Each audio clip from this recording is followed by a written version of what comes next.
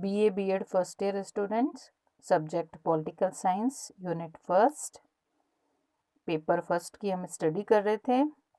व्यवहारवाद की आलोचना और कमियों के बारे में आज हम अध्ययन करेंगे कि जो व्यवहारवादी उपागम है उनकी किस आधार पर आलोचना की गई है, और इसके साथ हम पढ़ेंगे कि व्यवहारवादी उपागम की या व्यवहारवाद की क्या इम्पोर्टेंस है। देखिए, व्यवहारवादी जो उपागम है इसके अंतर्गत हम देखते हैं कि कुछ ऐसे महत्वपूर्ण बिंदु है जिसके आधार पर व्यवहारवाद की आलोचना की गई। पहला जो बिंदु है वह है असाहित्यिक भाषा का प्रयोग करना। दूसरा, अत्यधिक शब्दों का आडंबर करना। तीसरा है प्राविधिक तकनीकों पर अत्यधिक बल देना। चौथा, लोकतांत्रिक मूल्य व्यवस्थाओं के प्रतिकूल होना। पांचवा है अत्यधिक खर्चीली पद्धति होना। तो व्यवहारवाद की महत्वपूर्ण कुछ ऐसी दुर्बलताएं हैं, कुछ ऐसी आलोचनाएं हैं जो निम्नलिखित बिंदुओं के अंतर्गत है, जिसे हम आज अध्ययन कर रहे हैं। देखिए, असाहित्यिक भाषा। देखो, आलोचकों का ये मानना है कि जो व्यवहारवादी लेखन साहित्य है की दृष्टि से हम देखें तो बहुत ही असुंदर और अरौनक सा प्रतीत होता है। अपरिचित शब्दावली है, नए संप्रतियों तथा रूखी वाक्य रचना की उन्होंने कटु आलोचना की है। दूसरा है अत्यधिक शब्दों का आडंबर होना। व्यवहारवादी विचारकों ने जिस भारी भरकम शब्दावली का प्रयोग किया, जिसके कारण ऐसा प्रतीत होता है कि यह केवल एक शब्दों का आडंबर के अतिरिक्त और कुछ भी नहीं है। वकील जिस प्रकार निरर्थक दलीलें देता है, उसी तरीके से आधुनिक विधान केवल शब्द जाल को ही व्यवहारवाद की संज्ञा देते हैं। परिणाम यह है कि सुनहरे शब्द जो है जाल में राजनीतिक विज्ञान की आत्मा तड़पती ही रहती है। डॉक्टर SP वर्मा के शब्द में तटस्थता और निष्पक्षता प्राप्त करने के लिए अनुभववादी सिद्धांतवादियों ने एक नया उलझाने वाला और फूहड़ शब्द जाल आविष्कृत कर लिया है। तो ये व्यवहारवाद के लिए डॉक्टर SP वर्मा का कहना है। तीसरी जो उनकी आलोचना की गई वो है प्राविधिक तकनीकों पर अत्यधिक बल देना।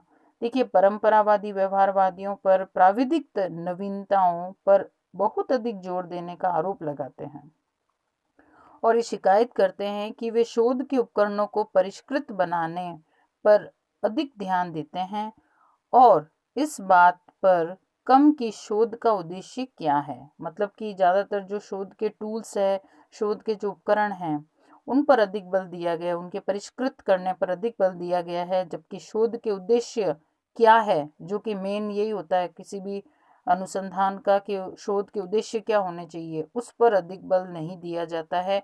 जो उसकी जो ऑपरेशनल डेफिनेशन के जो वर्ड्स होते हैं, जिन्हें अपन प्राविधिक तकनीकी शब्दावली कहते हैं, उन पर अत्यधिक बल दिया है।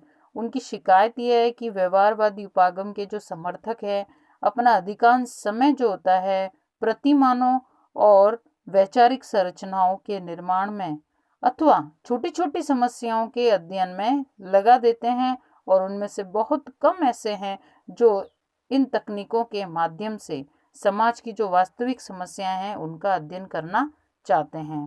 तो इस आधार पर जो है व्यवहारवादियों की प्राविधिक तकनीकों पर अत्यधिक बल के कारण इनकी आलोचना की गई। फिर है लोकतांत्रिक मूल्य व्यवस्थाओं के प्रतिकूल होना। देखिए, व्यवहारवादी राजनीतिक शास्त्रियों द्वारा निरूपित जो सिद्धांत है एवं जो प्रस्थापनाएं लोकतांत्रिक मूल्य व्यवस्थाओं के एकदम प्रतिकूल है।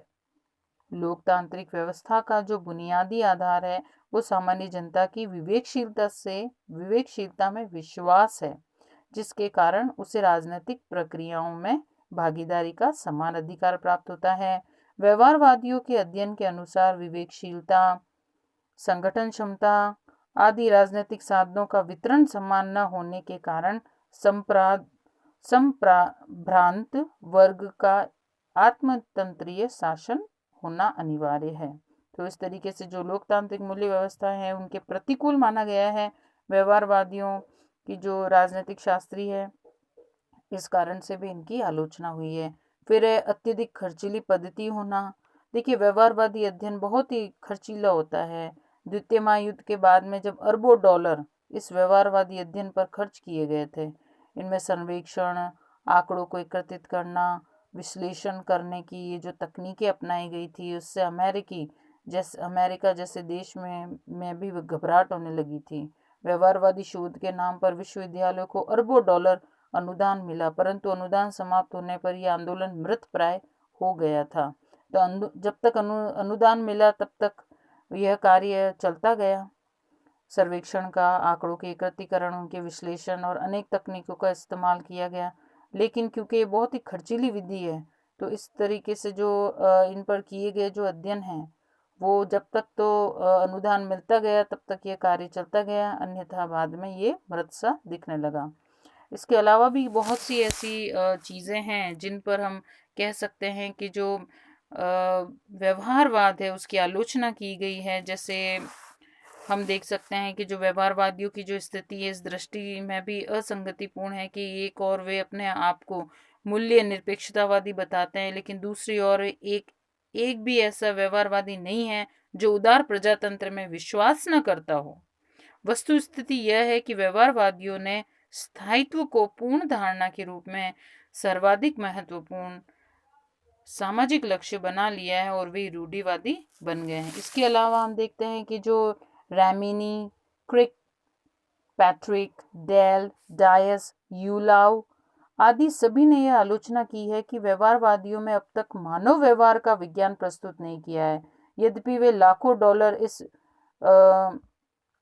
लक्ष्य की प्राप्ति के लिए खर्च करते हैं, लेकिन एक विश्वसनीय, व्यापक और संतोषप्रद राजनीति का विज्ञान अभी तक मृत तृष्णा ही बना गया है। तो इस तरीके से हम देखते हैं कि व्यवहारवाद जो तरीका है इसकी काफ़ी आलोचना की गई है, क्योंकि उसमें बहुत सी कमियां जो है देखने को मिली। आगे हम पढ़ते हैं कि व्यवहारवाद का योगदान या महत्व क्या है। ये बड़ा ही इम्पोर्टेंट क्वेश्चन है। देखिए, सबसे पहले हम देखते हैं कि क्या योगदान है व्यवहारवाद का और इसकी क्या इम्पोर्टेंस है। व्यवहारवाद के योगदान को निम्न प्रकार से हम स्पष्ट कर सकते हैं। सबसे पहला है, व्यवहारवादी क्रांति ने राजविज्ञान के लक्ष्य, स्वरूप, विषय वस्तु या विषय क्षेत्र कह सकते हैं, पद्धति जो मेथड है, विज्ञान आदि सभी को बदल दिया है। व्यवहारवाद के कारण जो है एक ऑब्जेक्टिव्स जो है राजविज्ञान की क्या ऑब्जेक्टिव्स है, उसका एक स्वरूप क्या है, उसका जो फील्ड है वो क्या है, उसके मेथड्स क्या है, उसको उसने बदला है। इसके प्रभाव से वह न केवल राजनीतिक विज्ञान बन गया है अपितु राजनीति का विज्ञान, जिसे हम कहते हैं साइंस ऑफ पॉलिटिक्स, भी बन रहा है। दूसरा योगदान है कि इसमें राजनीति में केवल सुधार ही नहीं, उसका पुनर्निर्माण किया है तथा राजनीतिक विज्ञान को नए मूल्य, नई भाषा, नई पद्धति और नई दिशाएं प्रदान की है।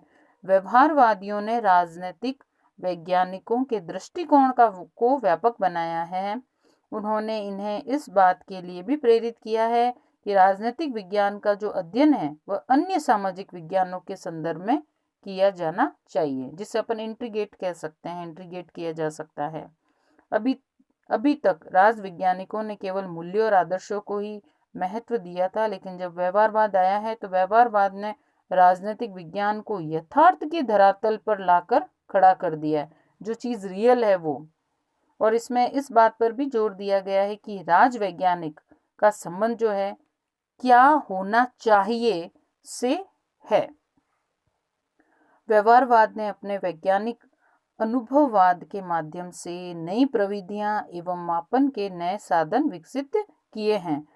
संक्षेप में हम कह सकते हैं कि व्यवहारवाद के प्रमुख उपहार हमारे पास में क्या है, इम्पोर्टेंट चीज हो गई कि एक तो हो गया है वैज्ञानिक विधियां, व्यवहारवादी दृष्टिकोण एवं मूल्य निरपेक्षवाद राजनीतिक शास्त्र द्वारा आत्मसात कर लिए गए हैं और नव राजनीतिक शास्त्रियों के निर्माण में व्यवहारवाद की भूमिका उल्लेखनीय है। तो इस तरीके से हमने देखा कि व्यवहारवाद की मुख्य योगदान क्या है और मुख्य 5-6 इनकी जो विशेषताएं हैं कि व्यवहारवाद की क्या आलोचनाएं की गई, क्या कमियां उसमें देखी गई, ये आज हमने स्पष्ट किया है।